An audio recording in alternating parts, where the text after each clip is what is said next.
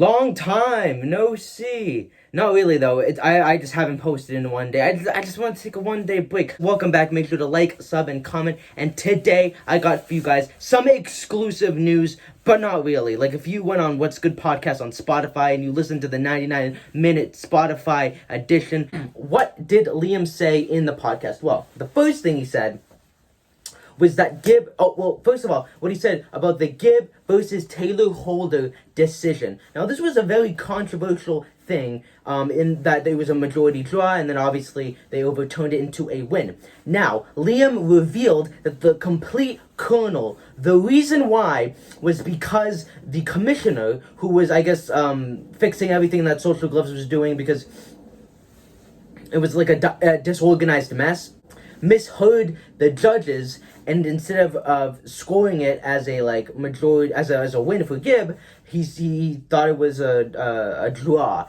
and so it was complete miscommunication. So the judges were not biased, they were not paid off. The commissioner just misheard it. Another big piece of news was that the Social Gloves Twitter account was managed by a fan.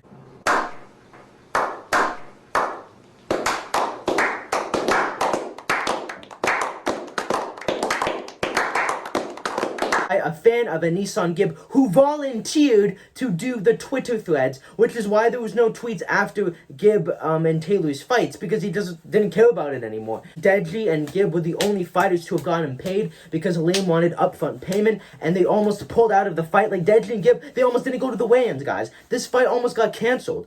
But Liam decided to say, he gave them an ultimatum, and they paid all of the money in something called escrow, whatever that's called. Apparently, Taylor Holder was supposed to weigh in at around 170, but then they changed it up, and he went to 165, and I guess in the contract, in order for Gibb to get the amount of money he was promised, he had to be at 180, so it was just a lot of financial messes, and just, it was crazy to honestly see how badly it flopped and all the behind-the-scenes drama behind that. One of the reasons why Triller and Jake Paul parted ways was, one, because obviously the rumors that they wanted him to fight a real pro boxer.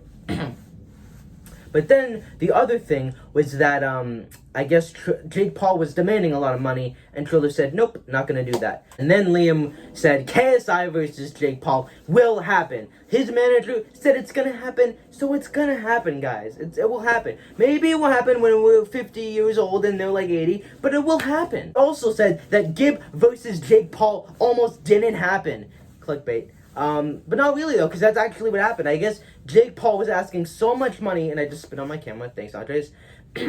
Gibb versus Jake almost didn't happen because Jake wanted so much money that DAZN was willing to walk away. And they wanted another YouTube event. They saw the numbers that KSI v Logan Paul 2 did, and they wanted another event, but they basically saw Jake as a clown because he wanted so much money, and Liam was the one who had to go in and save the event from actually happening. Many might wonder, why wasn't KSI v Logan Paul 2 or any other YouTube event on YouTube or pay-per-view? And that's because YouTube actually did not support KSI v Logan Paul 1 as a pay-per-view, because it basically was in support of violence, and YouTube is a very family-friendly content place, and they didn't like that. They didn't support it, which is why it was not in YouTube Rewind or whatever, like it wasn't in any of that stuff. Is because they didn't support it. And after the first Logan Paul fight pay-per-view, they basically said, yeah, we're not going to do pay-per-views anymore. So they could have had their fight on YouTube, it just would have been for free. Is that KSI v Logan Paul 2 almost went to Showtime, but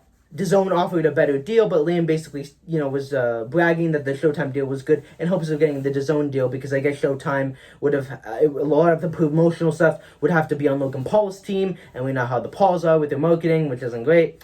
And also, I guess that KSI and Logan wouldn't have been as protected when it comes to earning the money that they were worth. And Liam basically confirmed my video yesterday that Deji will be returning to the boxing ring.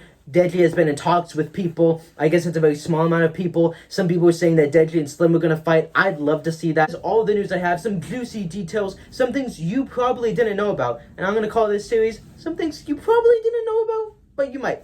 Thank you for watching. Like, sub, and comment. Hit that notification bell. Just tap it. Tap it like that. Thank you, and I'll see you in the next video.